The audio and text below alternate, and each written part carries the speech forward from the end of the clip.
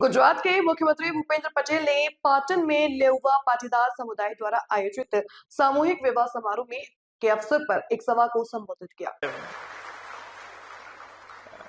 બધા ખૂબ શાંતિથી બેઠા છે, કોઈને ઘેર જવાની ઉતાવળ હોય એવું મન પર લાગતું નથી।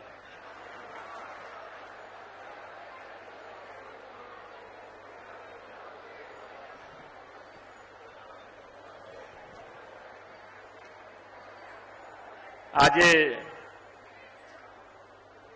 30મો સમૂહ લગ્નોત્સવ અને 30 વર્ષ પહેલા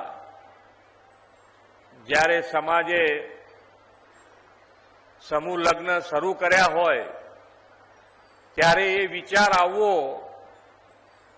અને એ વિચાર ઉપર આગળ વધવું એ તમે આજે અહીંયા બેઠેલાને એમ થવું જોઈએ કે ના, એ વખતનો આપણો વિચાર કેટલો મહત્વનો અને કેટલો યોગ્ય હતો। આજે દરેકે દરેક સમાજ એની ઉપર આગળ વધી રહ્યો છે સમૂહ લગ્ન પ્રમાણે।